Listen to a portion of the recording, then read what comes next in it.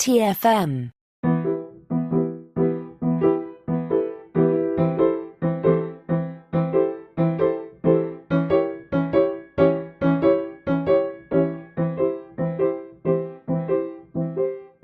Welcome, stargazers, to another episode of the Artificial Tango, our dedicated Star Trek Picard podcast. I'm Christopher Jones, and with me, as he always is, at least I think it's him, is my esteemed co-host, Matthew Rushing. Now, Matthew, how can I be sure that this is you and you're not a changeling? Well, you know, Chris, I think we got off on the wrong foot.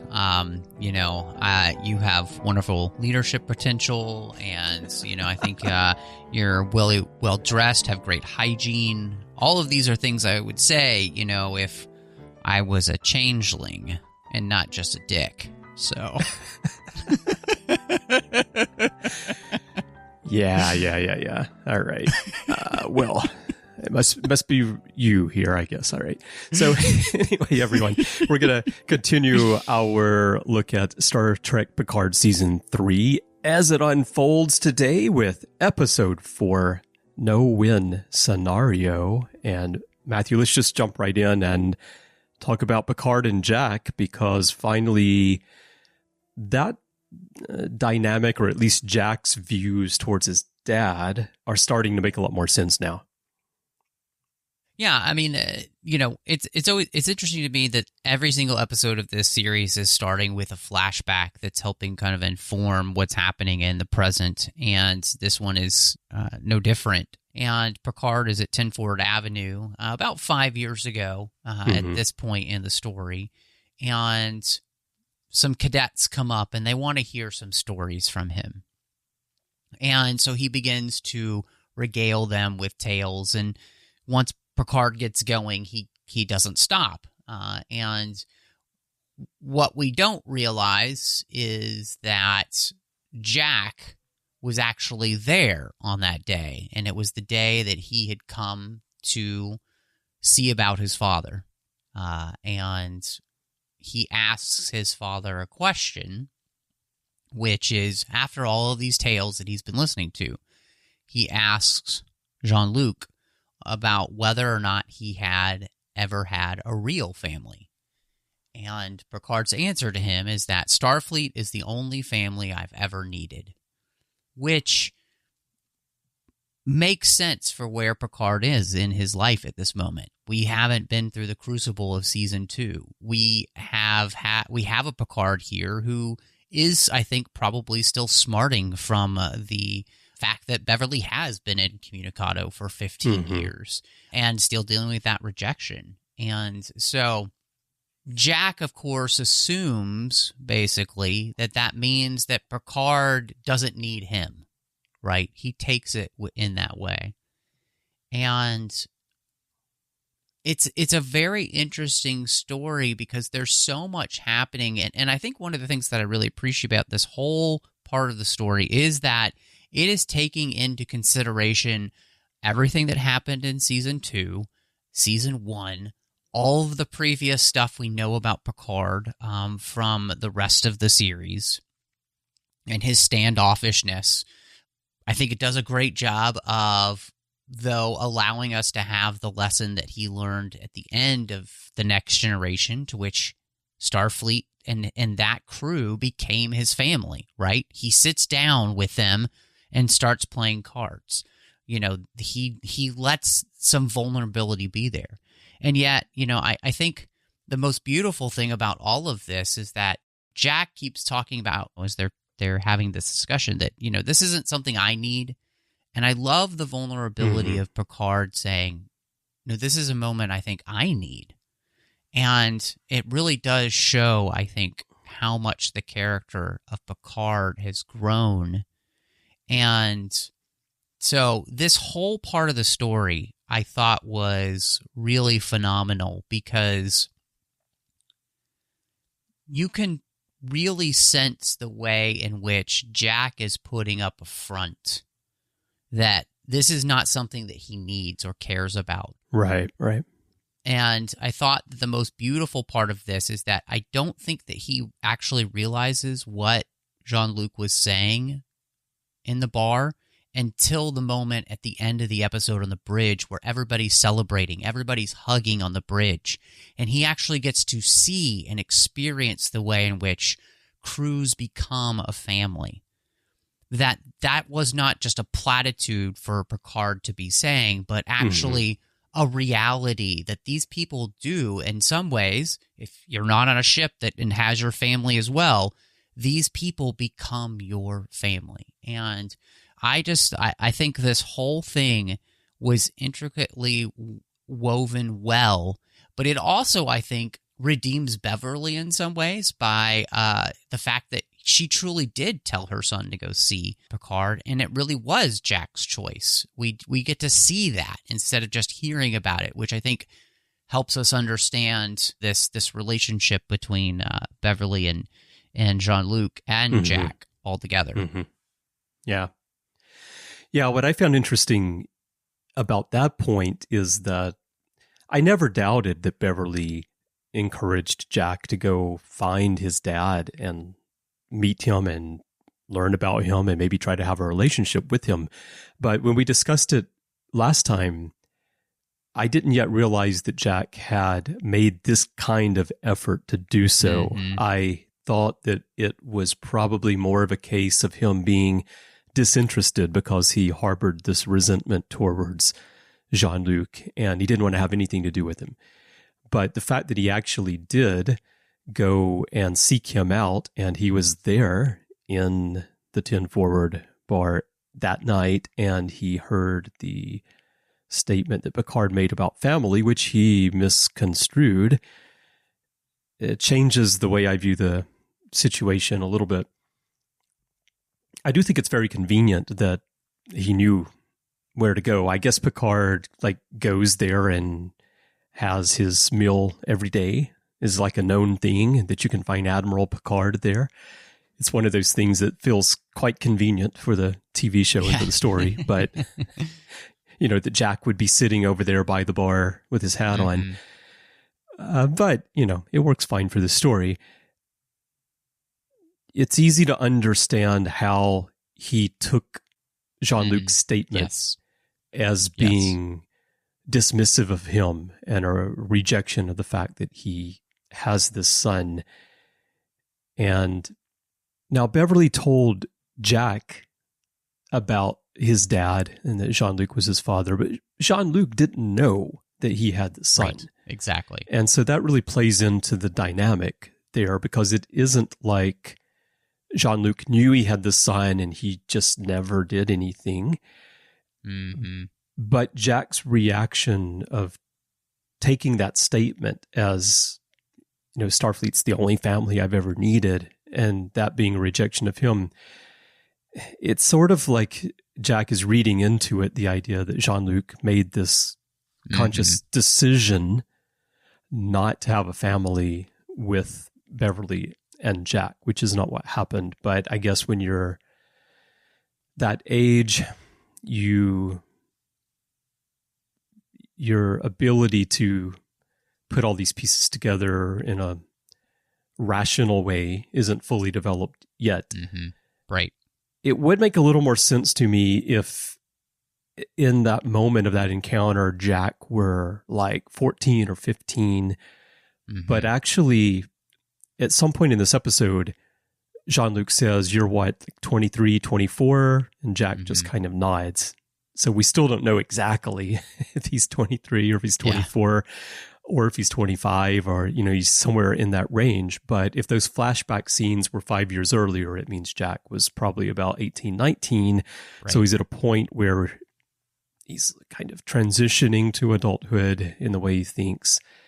And so I think that, and as someone who actually has lived through this, as I mentioned last time on our previous discussion, I can put myself in Jack's shoes. I can understand the situation on certain levels. My situation wasn't exactly the same, but there were a lot of similarities. Right. And because I can look at it from that way, I do feel a little bit like here for the story and for the writing that it's not as complex as I would personally like it to be in terms of the relationship dynamics. But at the same time, I know that if you really fleshed it out in the way that I think would truly be realistic, it would be hard to do it in a 10-episode season and keep the story moving along. Mm-hmm. Yeah, I think that it works. And, and in some ways, I'm coming to the opinion that having things be a little bit simpler and really bit kind of mundane and normal, right? Actually are a benefit to this part of the story, because I think that there are so many people that can relate to these type of issues. And the way in which, and I think this is, one of the lessons here is, you can never assume what's really going on with someone without talking to them. And so the fact that Jack doesn't actually follow up with Jean-Luc there is a mistake, because he assumes that he knows what Jean-Luc means. But he doesn't actually truly understand what Jean-Luc meant until that moment he's standing on the bridge, like I mentioned in this episode. And he gets a chance to actually see what it is that these crews go through that bring them together in a way that he can't even comprehend in that moment, right? And so by not having that conversation and making an assumption, it's incorrect. And so, and of course, I think the beauty of this is that there is an emotional part of Picard here that is not as free as it is after season 2 of this show, and that hasn't happened yet. Therefore, there may be a part of Picard who is saying that in a way that is a rationale for him never actually having a family and trying to make himself feel better at that. So I think the thing about this is there's so many different wonderful ways that you can read this, to which really, truly, I think make a lot of sense. And I even appreciated the way in which, Jack doesn't even quite know how to have a conversation at all. And so he starts off with the joke, about the hair, the elephant in the room.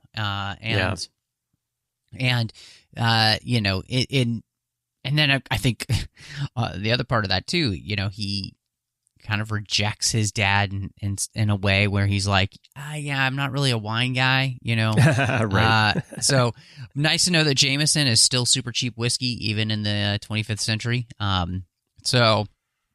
But there's this whole scene is so charged between them, right? And I'm what I'm fascinated to see is that now that we have had this conversation, we've had this moment where they've had to work together as a family, him and Beverly and Jean-Luc, to help save everyone. Does this continue to allow the barriers to be dropped between them? Lower the shields and allow them to truly let each other in their lives, which, like you said, and actually, one of the things that Terry Matalas has actually said, they only have 10 episodes. So things can't take forever. And, I think it also does help that we're in a lot of life and death situations, which also allow things to move a little bit more quickly. When, people feel like it's their last conversation, you might drop the F-bomb. So you might. When Jean-Luc did that, my first thought was, I wonder what Matthew thinks about them dropping this in here, because it's really unnecessary. And it did feel a bit like that modern Star Trek tendency to, hey, we're not on broadcast TV, so let's let the language fly. So I think periodically. When I think about the situation that they're in, Mm-hmm. I think, obviously Picard himself feels very much as though this may be the last conversation he ever has with his son. And so I think there is, and this is something that Matalas said, which was that Patrick Stewart inserted this line himself. This wasn't in the script. Okay. It was a part of the performance that he gave. And so I think that there's an honesty there of, when Picard thinks of the idea of what happened then in those 10 grueling hours, this in some ways rivals that, right? Like that there are very few hours left. He has no idea if they'll find a way out of this situation. And I think it's a little bit of frustration coming into the telling of that story that's very personal. I did not have as much of an issue with it there, mainly just because I felt as though I could understand. I myself, not perfect. I do myself when I'm frustrated or whatnot, drop the F-bomb. It happens, right? Yeah, no, I do too. Never on mic, and usually not in everyday life, but under pressure, frustration I think that sometimes. This is a moment to which it felt earned, basically, right? I don't know who it was, and I can't quote them, but I did see somewhere like, with everything that this man has been through in all of his, I think he's supposed to be like 96 years, and thinking this might be the last moments of his life, I think if anybody's earned an F-bomb, it's him. Yeah, I would agree with that. All right. Well, last thing I want to say about Picard and Jack before we move on is just the way the episode ends. I feel like they've both come around. Jack has realized who his father really is and the relationship that they could have. And then Picard has realized how his absence and that misunderstood line affected Jack as well, even though it wasn't intentional. And so I thought it was nice the way that it came together at the end. And again, through the acting and through the facial expressions, more so than through anything that was said. One more thing I'll add to that just real quick is that I also believe that, as you were saying that, I was like, this is Jack actually realizing that what Riker said about Picard, of him being the greatest man he's ever known, Jack has actually gotten an opportunity to witness a little bit of that. And so I 100% agree with you. And I think, again, this is the place where I think that this season is going to lead to a lot of ability to rewatch the episodes and then really be piecing together the ways in which the writing was connecting every single, emotional beat that characters were having with previous statements that then get played out. So, they tell you something and then you actually see it happen, so they show it to you, which is excellent storytelling in television. Yeah. While we're talking about Picard, let's talk about Picard and Riker for a minute, and specifically because we're talking about family, I think we should talk about Riker because we learn a bit more in here about what's going on with Riker and Deanna. And I think in this 59-minute episode, I believe it is, we really see Riker go through a lot of emotional states, and he goes from just being resigned to the fact that this is the end, as he tells Jean-Luc, and you got to get things in order. And get your affairs in order. Get your affairs in order, and this is the end. And he's very pessimistic through much of the situation. He wants to follow Starfleet protocol, which, the Riker that we've known over the years wouldn't just sit back and follow Starfleet protocol when he knows that doing so is not going to get them out of the situation. But it just feels like he's given up. And even when Jack comes up with this idea of using the nebula and the nacelles as a way to push them out, he doesn't really want to hear that either. He says that can't possibly work. But then he comes around and let's try it. And then through everything else that happens to the end with the birth of the space babies and all, it's like life has been breathed back into him. Mm-hmm. And he's ready to mend whatever has happened with Deanna. And also, as you pointed out in our outline, he's finally able to come to terms with the thing that's really at the heart of his whole malaise, which is not being able to move on with life after the death of his son. Mm-hmm. Yeah, I think this is one of those places where, I think of the way in which Nick Meyer picked up on bits and pieces of the original series to create the TOS characters in the films that we, came to know. And in many ways, I think when we think of the TOS characters, they're so informed, especially by Nick Meyer's movies, 2 and 6. Mm-hmm. And so much of that is where he's taking just little moments, little things from the original series to pull out and then extrapolate, character development for these characters. And I think, what's really nice, again, is Matalas and the writers here harkening back to the fact that Star Trek Picard, Season 1, lets us know what happened to the Rikers and the fact that their son had died because of, talk about somebody being a dick, Starfleet being dicks and not allowing, them to save their son with technology that Starfleet now deems dangerous in light of what happened, which is the fact that we would not put life above something like that is ridiculous, And then to hear that Riker himself has been dealing with this pain of not being able to find the joy in life with the death of his son, and to be able to see that life is that there is still beauty out there, that there is still wonder and excitement. And I think it's Jonathan Frakes' best performance ever in Star Trek. I mean, hands down, I don't think he's ever given a better performance than this. But at the same time, I think that the writing just gives him the ability to sink his teeth into something that resonates so deeply of a father who is just mourning the loss of their child and doesn't know how to go on. And therefore, too, it gives us the ability to understand why he was so mad at Jean-Luc in the last episode, because he's taking out his frustration and anger at the situation that he doesn't have that opportunity ever again, and Jean-Luc seems to be dismissing it.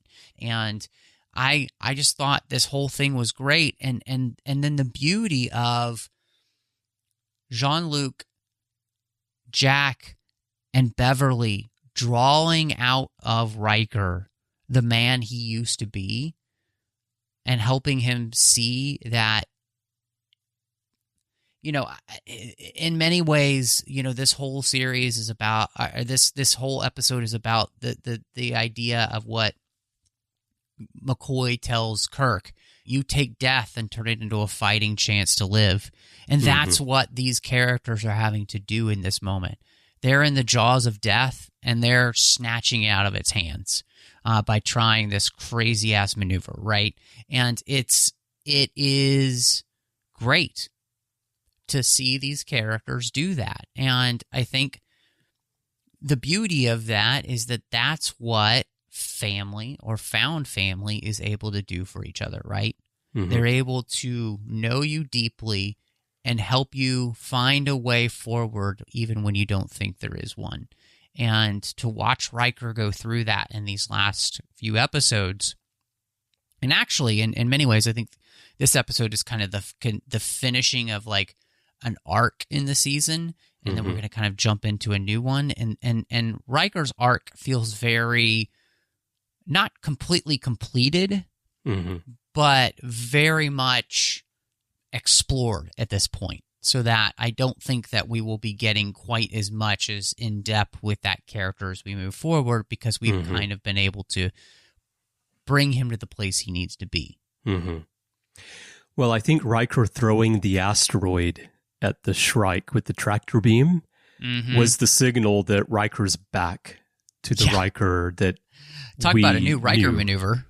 Well, that's exactly what I was thinking was, and I think I mentioned this in a previous discussion, the Riker we saw in Insurrection, who's going to scoop up the gas and ram it down their throat, that is him throwing the asteroid at the Shrike as well. So, like, everything that you just talked about of how Beverly and Jean-Luc in particular helped him find himself, come out of that malaise and find himself again. The moment that he did that, and Beverly says, it is Beverly who says it, right? Beverly says, Did you just throw an asteroid at the ship? He's like, I sure did, you know.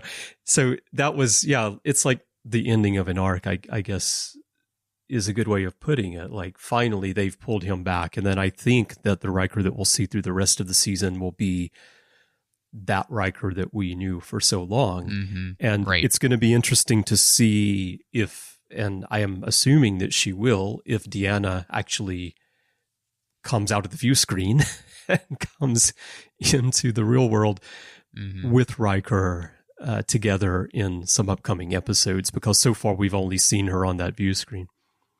Just one quick thing as you were talking, I was thinking about, Jack says to Jean-Luc in the first episode, I believe it is, where he's like, is there anybody that you know that's the same person that you knew 20 years ago?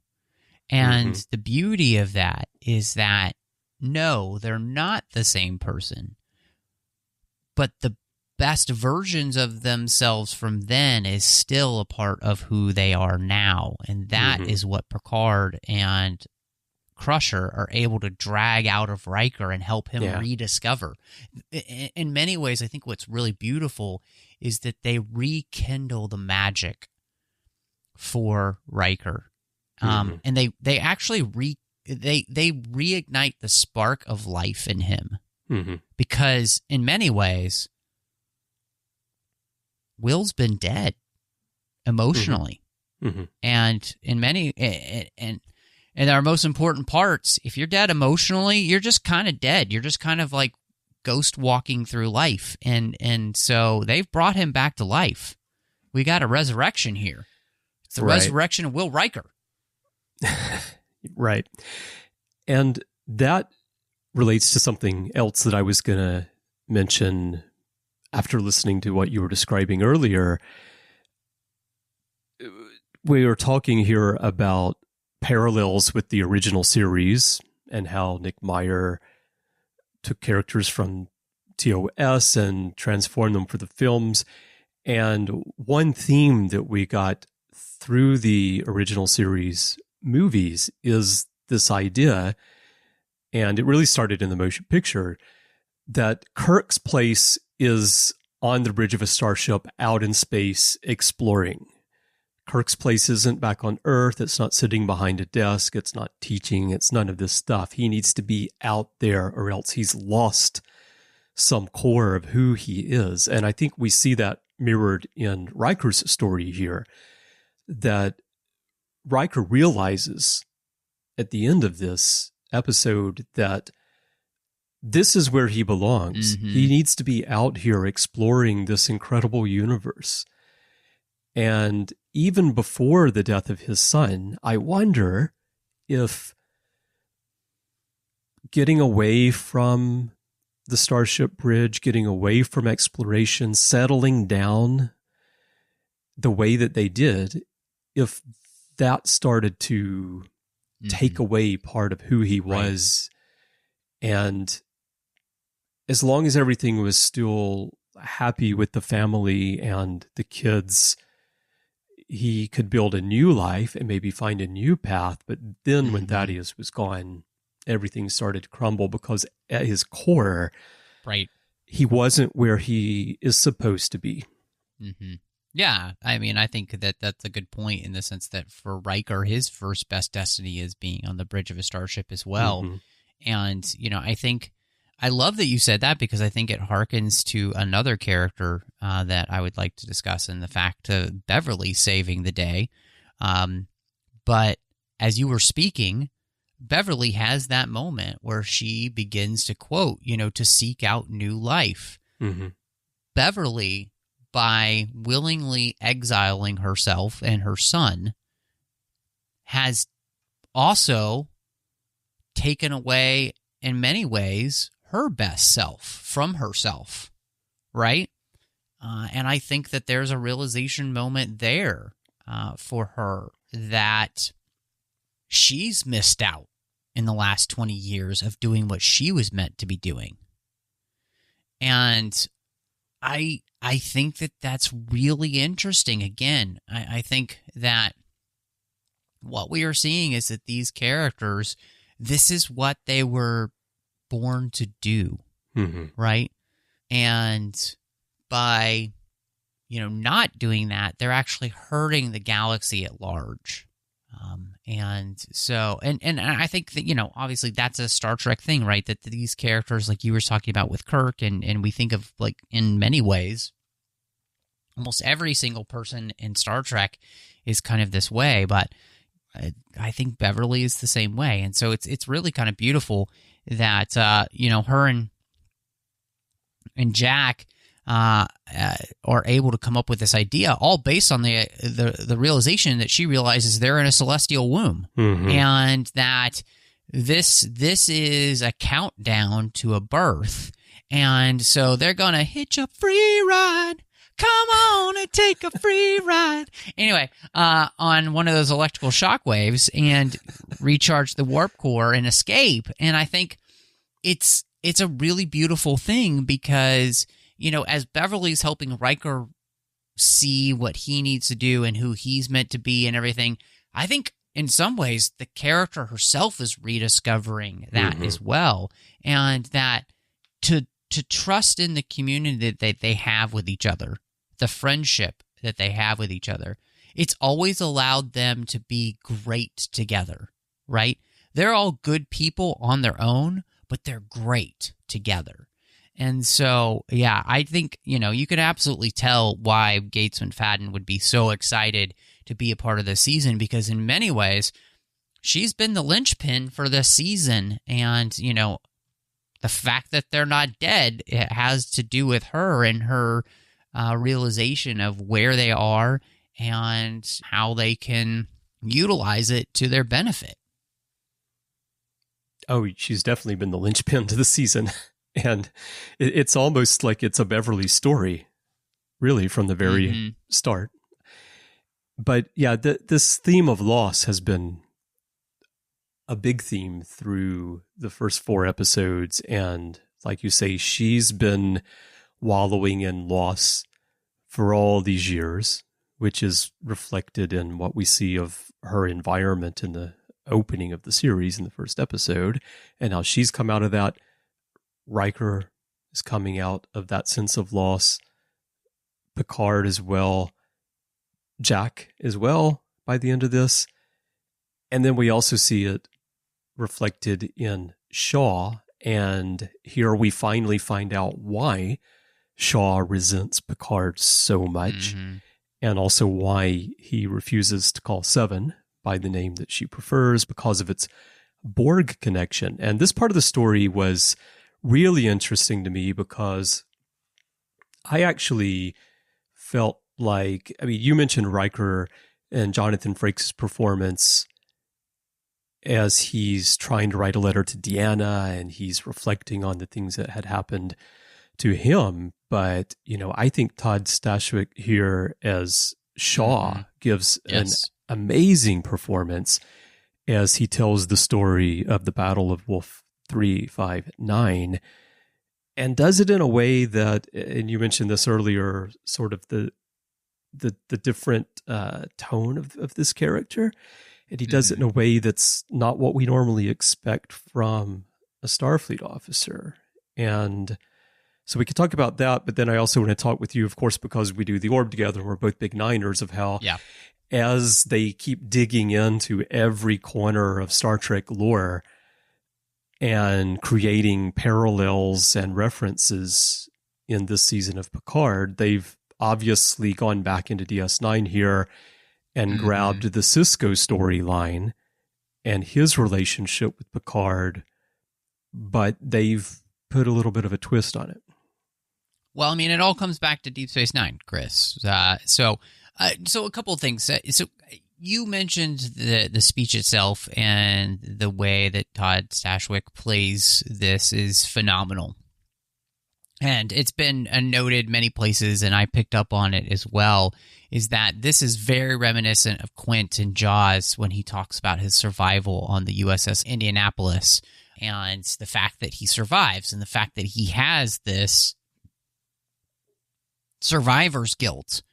And I think the fact that Shaw was at Wolf 359 and suffers from PTSD and the survivor's guilt here is really interesting, and it goes to show the way in which people can hide from counselors and stuff for a long time. And there's this breaking point here for this character, because he's literally come face to face now with the man who he blames for his PTSD and his survivor's guilt, the fact that he has it in the first place, which is really interesting because, and I'm going to say this because the character does, but the character has lost his charm, and he's just become what he calls a raging asshole.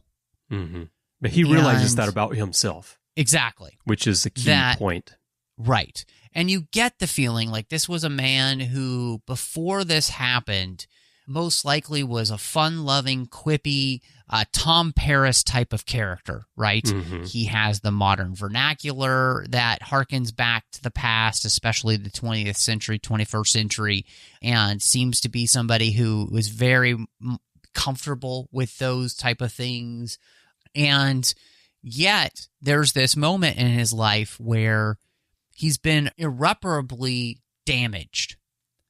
And I think what's kind of great about this story is that it gives us an opportunity to see what would have happened to Benjamin Sisko if the prophets had not intervened to help him see the error of his thinking. The fact that he was stuck in the past. And with Shaw, he is who Sisko would have been if that hadn't have happened. And so I think it's a very nice twist on that idea. And instead, because of circumstance, or as fate would have it, the gift of provenance, Shaw has actually come face to face with his demon. And I think in many ways had a intense therapy session, which has allowed him to come face to face with himself and see who he is, especially when Picard doesn't fight him on it, doesn't tell him he's wrong, just takes it and walks away.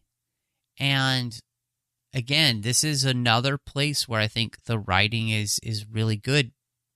Part of that, it's because it's paying homage to what's come before, but giving its own spin on it. And, I think that it's really good because we also get the opportunity to see, I think, Shaw and Seven be able to have some movement forward where they realize they don't actually think all that differently from each other. And maybe they're not that different. And so, again, it's an incredibly well-crafted story where all the pieces are fitting together. And you do feel like, as you're watching the season, somebody had painstakingly thought through over and over and over again, okay, what needs to happen for this to happen, for this to happen? It's like they knew what the end was, and they were able to write towards that, and it's really refreshing. Yeah, I like how they have brought Shaw and Seven together, and I think Shaw finally, there's a moment of realization when he asks Seven, "How did you know that LaForge was a changeling?" And she says, "Well, Ensign LaForge always calls me Commander Seven." out of respect. And then you see that look on Shaw's face. I think he realizes in that moment that there is something to that. Yes. So, okay, while we're talking about changelings, we have to talk about Vadic, because I feel like, well, there's already been some speculation, and I think we discussed it last time a little bit. Is Vadic a changeling? Are all the people on the ship with her changelings, or are they Jem'Hadar? What are they? And there's been fan speculation about Vadic being a changeling. And then I saw someone comment, I saw a review soon after the episode aired, and in the review, the person wrote, Vadic was revealed as being a changeling. And I had watched the episode one time, and I thought, really? Are we sure? Because I don't think it was made clear. It seemed that way at first, but then she has to use a knife to sort of push off or cut off part of her hand, which then becomes this demon head, which does seem to be at least the material, the goo, the residue, as Shaw would call it, that changelings are made of. But as she's doing it, she winces. And so it really came across as an organic being who has some kind of attachment that it's painful to remove. And that is some kind of communication device or monitoring device or something that is a changeling or made of residue. But then you included in our outline a tweet from Terry Metalis, who answers a fan asking the same question and noting that Odo didn't need a knife to detach bits of himself. And Metalis clearly states, Vadic and her gang are changelings. She does not have a special hand. So what are your thoughts on this? Because, of course, I'll roll with it. It's Metalis' story, and if that's how they want to portray changelings here, that's fine. But I just think as a viewer, as a Niner, as someone who has immersed myself in the whole changeling lore for so many years, this part was not clear to me that Vadic is a changeling, and it almost seemed to imply that she's being controlled by changelings, but isn't one herself. Yeah, the character is called The Face in the credits, and says that Vadic's people are expendable.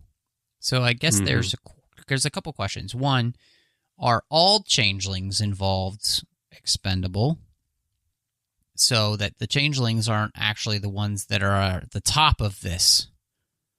Or does this faction of the changelings have some sort of caste system now that we're not aware of because they're an offshoot, right, of the Great Link? And it brings to mind the character of Loss from Deep Space Nine, who is also one of the 100, right? Oh, right. You know, and so like we've seen different versions of changelings in the sense of like their attitudes and that kind of thing, and being an offshoot of the Great Link. In many ways, everything that we know about changelings doesn't necessarily have to apply to them in the sense of the way that they behave as a group, because they could have a whole new way of doing things basically 20 years later. And so I think that this is something that is really interesting. And I was talking to our friend Bruce Gibson about this, and he was even saying too that this really seems to be one of the things that's the most difficult to kind of figure out exactly what's going on here. I'll be interested to see if, as we watch through the rest of the episodes, was there anything that was planted in those first few episodes that kind of did let you know? You just didn't know what to be looking for. Yeah, there very well could be. But, I think with the left hand of Vadic here, it's really weird because it looks like she's also cutting herself with a Riemann knife. So there's that as, could that be the behind the scenes of some of the people that are involved in this? And I mean, there's just so many interesting questions that are being raised here. And I've been racking my brain kind of like for days since this episode came out, trying to figure this out. And I don't know. Because the other thing that doesn't make any sense right now is that why are they so intent on getting Jack? Jack seems to be like the MacGuffin of the series. It's not Picard. It's actually Jack.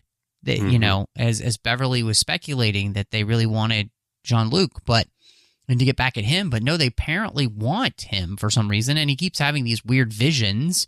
So, one, who is saying that they're going to be reunited with him soon and to find them? And what does it have to do with changelings and whoever might possibly be behind all of this? Like, it's just, I honestly don't know.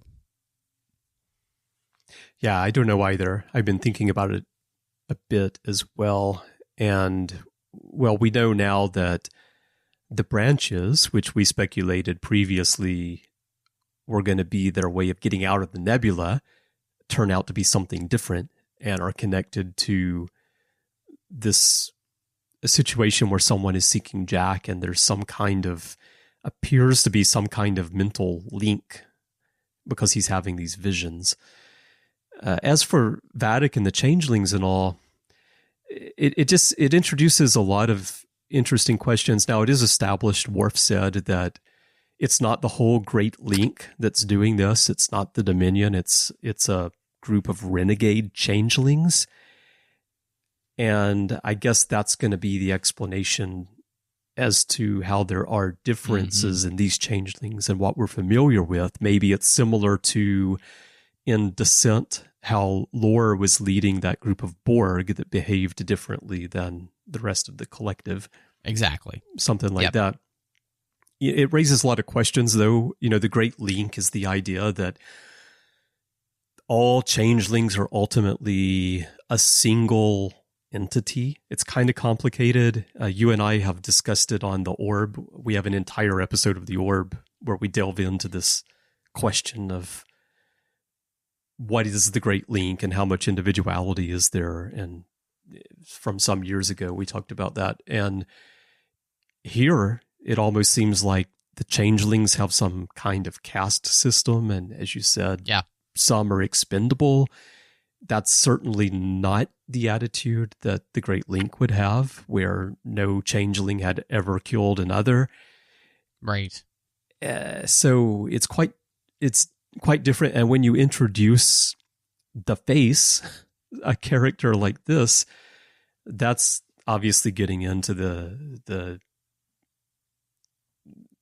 kind of standard plot line of there being some kind of leader, some entity that others are underneath and who's guiding things. Maybe we'll find out that this is actually Voldemort, and that Voldemort was really a changeling, and that the Harry Potter universe, or Harry Potter and Star Trek, exist in the same universe or something like that. I don't know.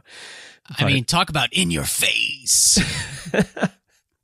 But this whole thing raises a lot of questions. And then the fact that when the Face tells Vadic to pursue, and Vadic's like, no, and seems legitimately scared of the idea of pursuing the Titan, because imagine with all the weaponry on the ship and that portal device, obviously they can't really pursue because the ship would end up being destroyed, which of course all makes sense. But her reaction doesn't make sense for what we know of changelings. And so I think that we're going to see an interesting evolution of the concept of changelings here. Right. But it does feel like it's going to be done independently of the Great Link, so it doesn't actually taint the changelings that we knew on DS9 and what the Great Link is. It's just this... It'll be an exploration, I guess, of what happens if a group of people who have been part of a society or a system find themselves separated from it, and then what path might they go down in that case?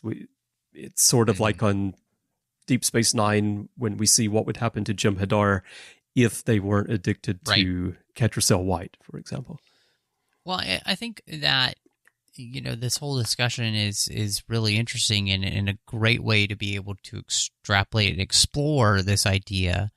And very specifically, the changelings themselves were monolithic on purpose. Mm-hmm. They themselves wanted to be monolithic because, as we know, a drop is part of the ocean and an ocean is part of the drop, right?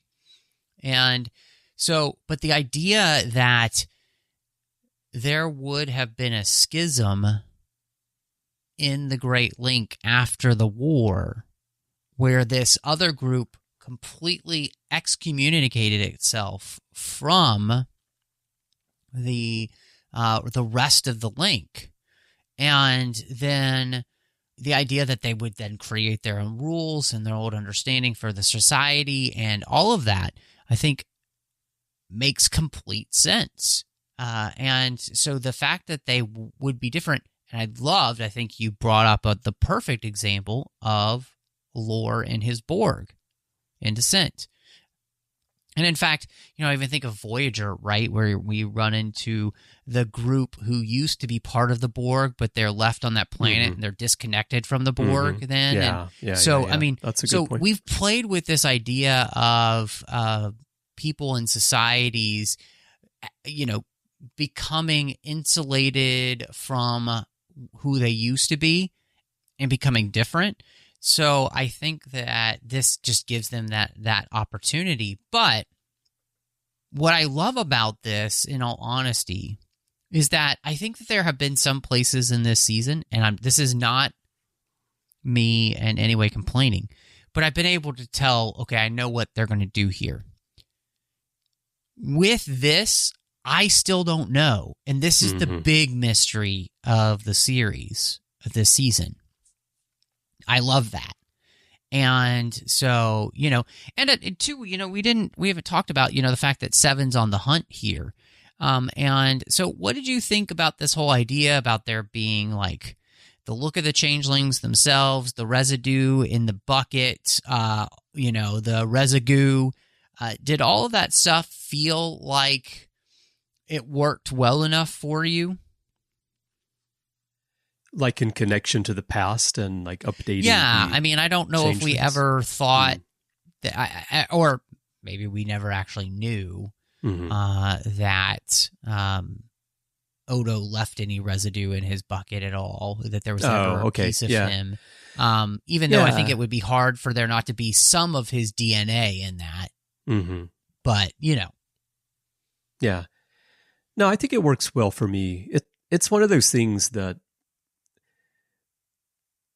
unless it's pertinent to a story, especially in the early 1990s and the way they had to do special effects at that time, there wouldn't be a need to go to the expense of showing residue in a bucket or residue left behind by changelings, because it would have been, an additional thing to have to pay for from a special effects standpoint. And so that kind of stuff I don't even think about. If they want to add that stuff now, I think it's great. I think it's one of those cases where, as your means of storytelling improve with technology and it becomes feasible to give us things that weren't possible in the past, then definitely go ahead and do that, because it makes the world feel more real.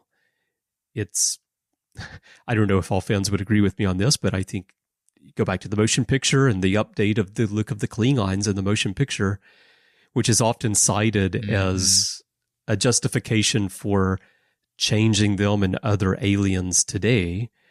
But I feel it's a bit different, because at that point in time, it was very much we now have the money to do the makeup and make these aliens look really different, and let's do it because it adds something to the feeling of the world that we're playing in at that point. And so here with the residue and the look of the changelings when they go into their goo state and all, I think it's great. Works really well for me.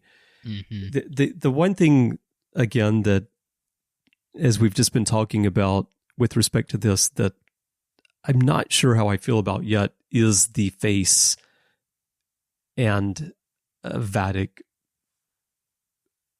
cutting that off. I don't know the right verb. I don't think cut is the right word, but like pushing this stuff off of her hand and then it becoming this face, just because based on everything that we've seen in Star Trek over the years, that particular effect of the face coming up, it doesn't feel like Star Trek to me. It feels like it's from some other franchise and it's been pulled in. And so that was a little bit jarring for me, but otherwise the rest of the Changeling stuff I think has worked very well for me.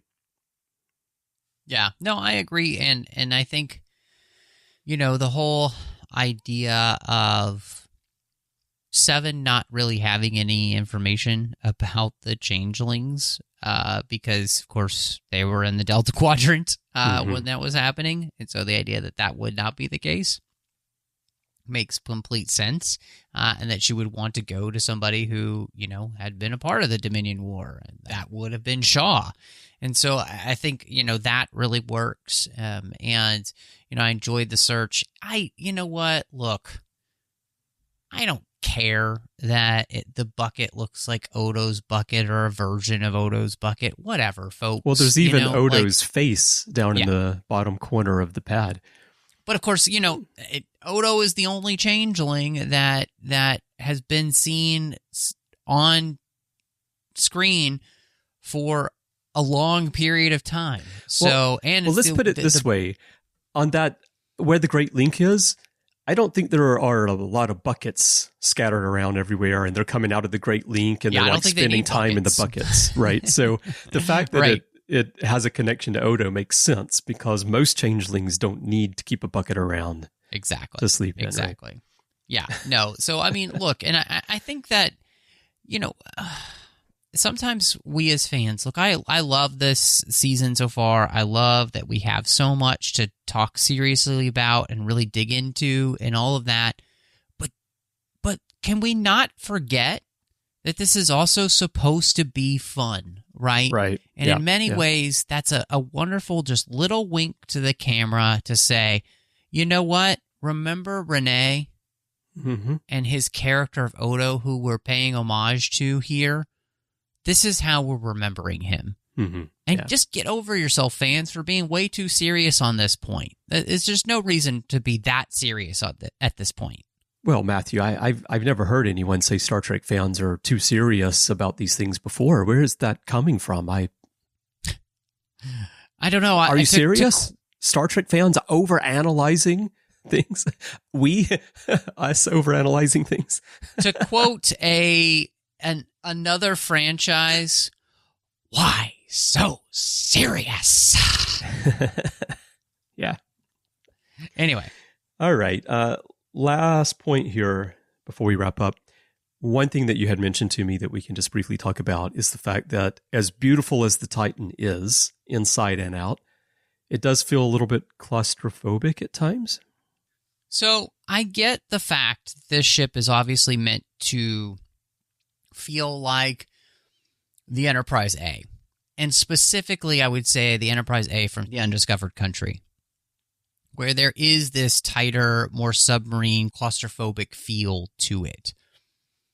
But I also do miss the fact that on our hero ship, we would have places like engineering and a lounge and those kind of things. And, even a ship that is like this would still have those amenities to it. It's not like they would just strip all of that out because people don't need it on a ship this size. I mean, this is not the Defiant, right? So I do miss that. It's not a criticism in the sense that I'm really upset about it. It's more of a thing to which they've obviously spent an incredible amount of money to make this show look great. I think the special effects are phenomenal. If they don't give me this season in 4K like they're doing with Strange New Worlds, I'm going to riot, because this season deserves to be seen on a 4K disc, because I think they've done a wonderful job in that way. But, I mean, so far the ship has like 4 rooms in the same hallway, and I just would love to have there be more. And my guess is that the reason that they've kept that at bay is because I think starting with episode 5 and beyond, we are going to be spending places. I mean, we're going to go back to Worf and Raffi. We're going to go see Geordi at some point, and then there's going to be probably a bunch of other sets as the season ends. And so you're talking about, okay, how do we spend our money? Where do we spend our money? And all that kind of stuff. I do miss that. And so I again, there's something special about like being able to see the engineering section of a ship. I always, like what the design of that would be is always cool to me. That's the one that stands out most to me when you and I were talking about this on the other side of the tango. What are we calling this now? We were talking about this before we were recording, because engineering and the warp core is always such an iconic part of every Star Trek series, every incarnation of Star Trek. And it's often been a centerpiece of the design updates and the identity of each series, right? And each ship. And so, exactly. Yeah, I do miss seeing what engineering would look like. And, we won't get Data back. I was going to say if Geordi did come on the ship and if Data came back, we could watch them test unknown alien devices right next to the warp core like they used to do in The Next Generation. Like, hey, we found this alien laser. I wonder what it does. Let's set it up next to the warp core and test it out.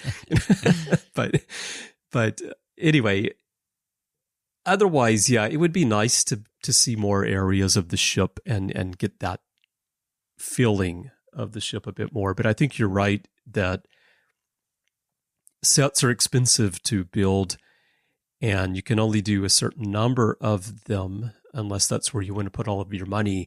And something very obvious about this season visually is that it's 10 episodes of television being produced to a cinematic standard visually. It looks more like a film than it does a typical television series. And so the cost of doing that has to be higher than what we've been seeing in the previous seasons. And so I'm sure a lot of money is going into that and the special effects and all, which may be limiting how many sets they want to build, especially if they're not necessary to the story. Like, let's build what we really need for the story. Let's try to get by with smaller things that imply that we're somewhere bigger if we can.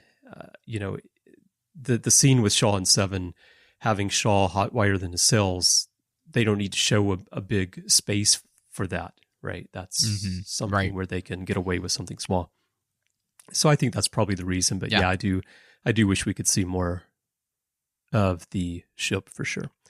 So I do have one question for you, Chris, before we wrap up, because this episode obviously focuses completely on the Titan, and we get nothing from Raffi and Worf in this episode. And do you feel like that was the best choice here for this episode specifically? Yeah, I do, because everything we talked about today, the relationships primarily, and overcoming loss and finding that best version of yourself for each of these characters, I am glad that we just focused on the situation that they're in. And we had the flashbacks, which are important for the relationship with Picard and Jack. But otherwise, we're focused on what's happening with these characters right now. I think it would have had a lot less impact and been less effective, and also would have watered down the character arcs if we had been spending time jumping over to see what's going on with Worf and Raffi, and then coming back to this and maybe doing that a couple of times. I think it's better to focus and reach the end of this arc of the story, which, right. I mean, we might be wrong. Maybe this isn't the end of an arc, but it certainly does feel that way. And then we can go and deal with this other stuff, because what Worf and Raffi are doing, that's going to be tied into the bigger question of what's going on with the threat. And I think for Picard and Riker and Beverly in particular, Jack and Shaw, Seven, to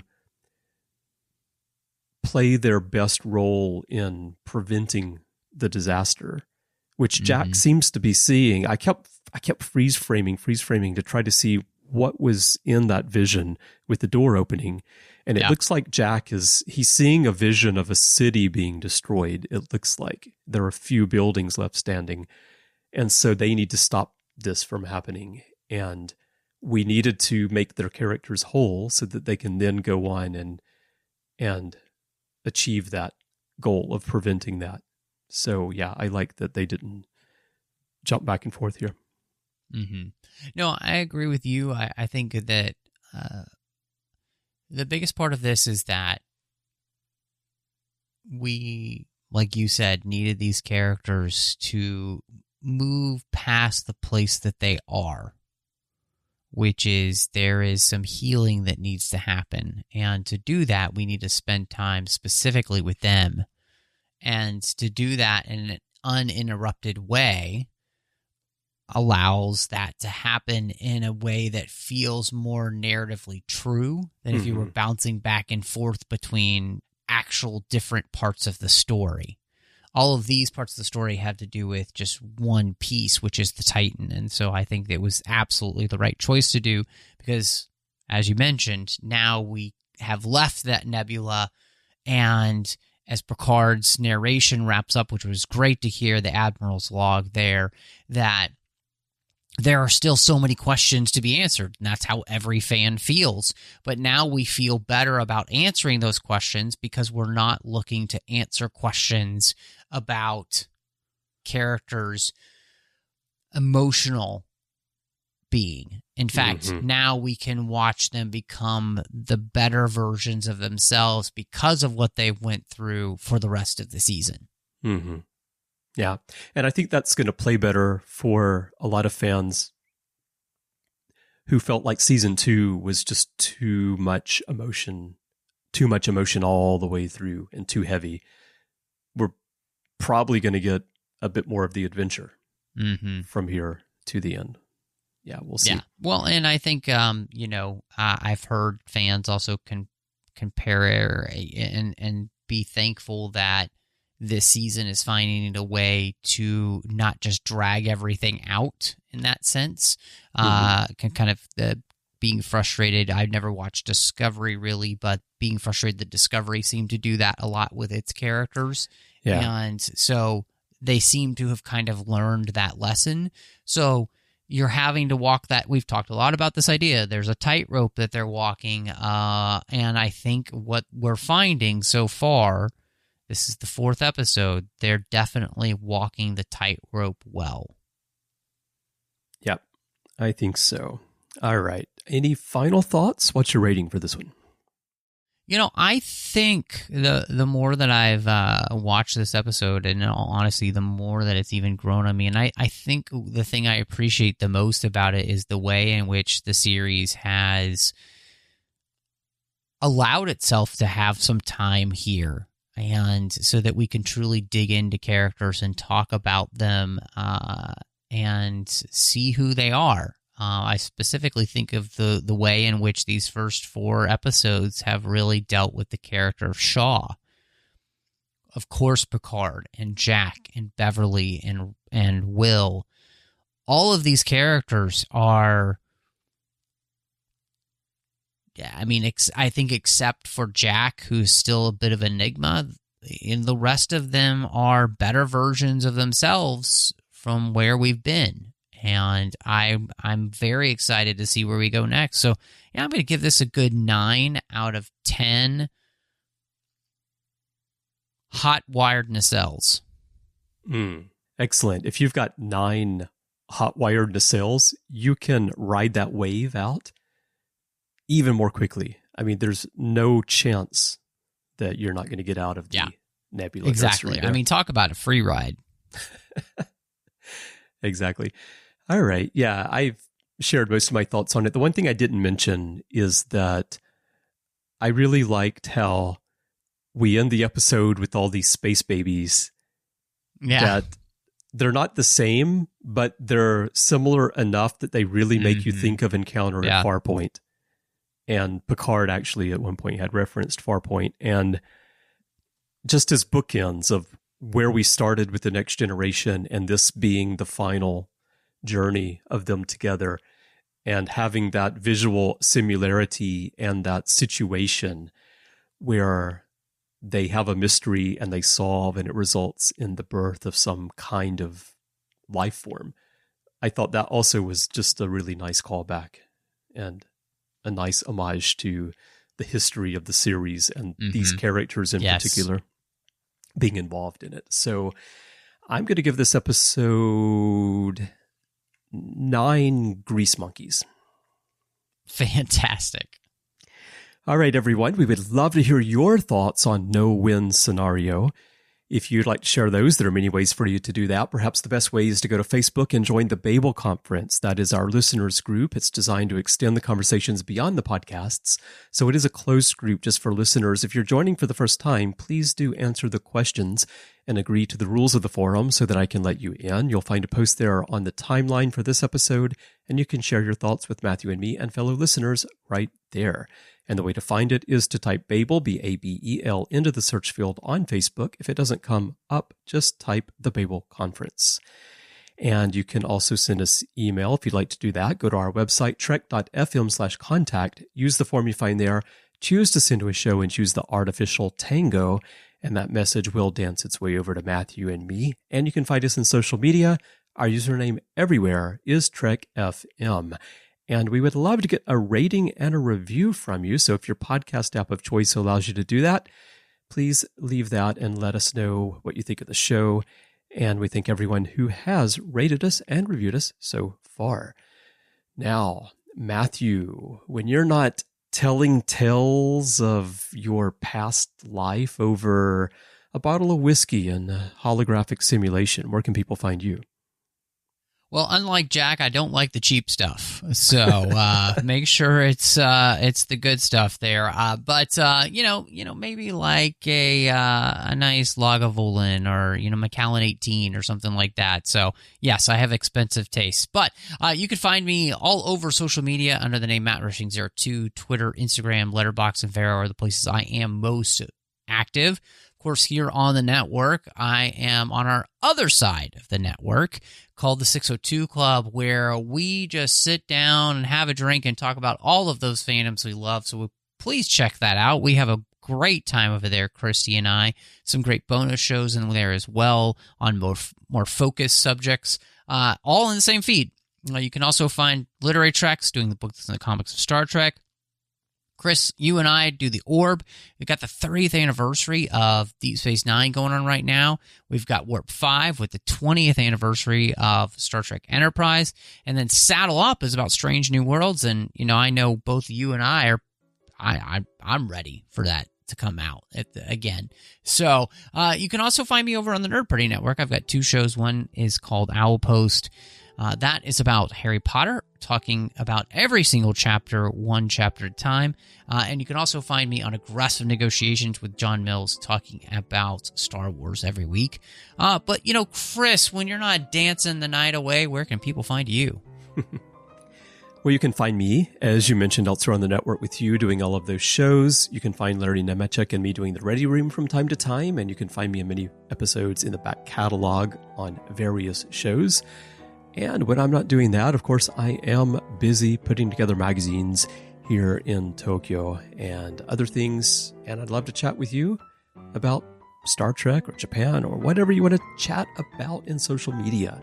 You could find me under the name C. Bryan Jones, letter C, and Bryan with a Y. That is my username everywhere in social media. Twitter is where I'm most active, and you can also find me on Mastodon, Trekkies.social, instance, see Bryan Jones there as well. And I look forward to talking to you. And if you'd like to help us keep this show and everything that we're doing on the network going, we could definitely use your help. To find out how to get involved, just visit patreon.com/trekfm. That's patreon.com/trekfm. We wouldn't be here without the support of all of you. So thank you so much to everyone who has become a patron. And if you're not yet, we hope that you will. So thank you so very, very much. Well, Matthew, I'm looking forward to next time and finding out with you just who the imposters are. I am as well. So, Chris, engage.